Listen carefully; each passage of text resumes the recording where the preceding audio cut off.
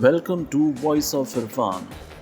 दोस्तों, मेरे कप्तान वाले मंसूर अली खान को तो आप जानते ही हैं। अक्सर लोग उन्हें प्रो PMLN समझते हैं और कुछ लोग उन्हें प्रो एस्टैब्लिशमेंट समझते हैं। दरअसल ये एंटी PTI सहाफ़ी हैं, लेकिन अक्सर और बेशतर अपने व्लॉग्स में ये फरमाते रहते हैं कि ये बहुत न्यूट्रल हैं। लेकिन हाल ही में इन्होंने मरियम नवाज़ का जो इंटरव्यू किया, उस इंटरव्यू के बाद वायरल होने वाले उस इंटरव्यू के कुछ क्लिप्स की वजह से उनकी मुनाफ़कत खुलकर सामने आ गई। एक वीडियो क्लिप में ये फरमा रहे हैं कि मुझे कहा गया है कि इस इंटरव्यू का ये हिस्सा आपने काट देना है और मैंने सख्ती से मना कर दिया। जबकि कुछ अरसे के बाद आपने खुद देखा कि एक और क्लिप जो कि मंसूर अली खान के बकौल एक लीक वीडियो क्लिप है, इंटरनेट पे बहुत वायरल हुआ।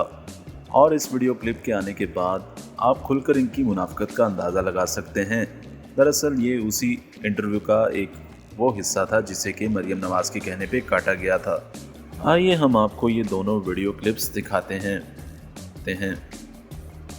मैंने पिछले दिनों एक इंटरव्यू किया। उस इंटरव्यू के बाद वो जो मेरा गेस्ट था जिसका मैंने इंटरव्यू किया था, उसने मुझे कहा कि जी वो ना उस इंटरव्यू में से ये एक दो चीजें जरा निकाल दीजिएगा। मैंने उस बात को ना उस वक्त इग्नोर कर दिया क्योंकि आई वॉज रियली ऑफेंडेड कि ये मुझे बात क्या कह रहा है ये गेस्ट जो। बाद में उसने मुझे कहा कि जी आप ना ये इंटरव्यू ऑन एयर हम रिकॉर्ड कर रहे थे। उसने कहा जी ये इंटरव्यू ना ऑन एयर ना कीजिएगा, पहले मैं देखूंगा। मैंने उसको स्ट्रेट फॉरवर्डली वहां पे हम आमने सामने बैठे थे और ये जो गुफ्तगू हुई है ना, क्योंकि हम एक पब्लिक प्लेस में बैठे हुए थे, वहां पे मेरे अलावा 8-9 लोग थे। मैं वो 8-9 गवाह भी ला के दे दूंगा सामने। उसने मुझे कहा जी ये इंटरव्यू जो है ना पहले आपने मुझे दिखाना है। मैं कहा ये नहीं हो सकता। उन्होंने कहा जी ये दिखाना तो पड़ेगा आपको। मैंने कहा हो ही नहीं सकता। उन्होंने कहा मैं पहले इंटरव्यू मैंने देखना है, उसके बाद आप इसको ऑन एयर कीजिएगा। मैंने कहा जी आप हाथ नहीं लगा सकते उस इंटरव्यू को, आप सोचिएगा भी नहीं कि आप इस इंटरव्यू को हाथ लगा सकेंगे। उन्होंने कहा मैं भी देखता हूँ ये इंटरव्यू जो है वो किस तरह ऑन एयर जाता है। मैंने कहा किसी के बाप के अंदर अगर जरूरत है ना तो रोक के दिखा ले।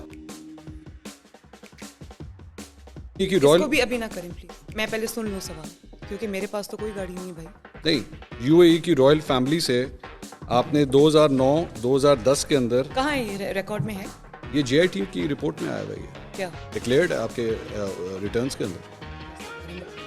आपके पास कभी BMW गाड़ी नहीं रही 2009-2010 में?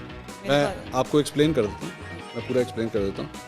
मरियम सफदर owned, ये अब एग्जैक्ट रिपोर्ट बता रही। Maryam Safdar owned a BMW car which was gifted to her by the UAE royal family and the value of the car declared as rupees 3.5 million in the tax year 2009-2010, 2009-2010. The same car was declared to be sold on a profit of rupees 19.66 million. तकरीबन 2 करोड़ रुपए की आपने वो गाड़ी बेची in the year 2011-12. आप picture इसको video तो नहीं कर रहे? बंद कर दें जरा please. Such price escalation is abnormal. She declared the same BMW in her wealth statement in the next year 2012-2013 as well. आपने डिक्लेयर किया हुआ इसको अपनी इनकम टैक्स रिटर्न के अंदर। मेरा ख्याल है कि ये फैमिली की कोई होगी, मुझे इस वजह से ऑनेस्ट। उसके बाद मैं इसको चेक करके आपके पास वापस आ सकता हूं।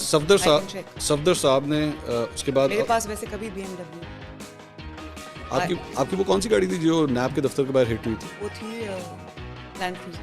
Land cruiser. ये सफदर साहब ने भी डिक्लेयर किया था क्या अपने एसेट्स के अंदर? ये बिजनेस ऑफिस ने किया होगा, मुझे चेक करना पड़ेगा। अच्छा, मेरे पास इसके फैक्ट्स नहीं है। नहीं, मेरे पास है ही नहीं डिटेल, मुझे पता ही नहीं। ये अच्छा, ये रिटर्न्स के अंदर वैसे लिखा नहीं। मैं अब I will get back to you with that. अच्छा, मुझे आई हैव नो इन्फॉर्मेशन। ये कब की, कौन से ईयर की? 2009-2010। मुझे नहीं पता, मैं चेक कर। अच्छा, आपको उसका नहीं पता। अच्छा, ये एक और है जिसके अंदर आपने गिफ्ट्स रिसीव किए हैं 2010 से लेके 2016 तक।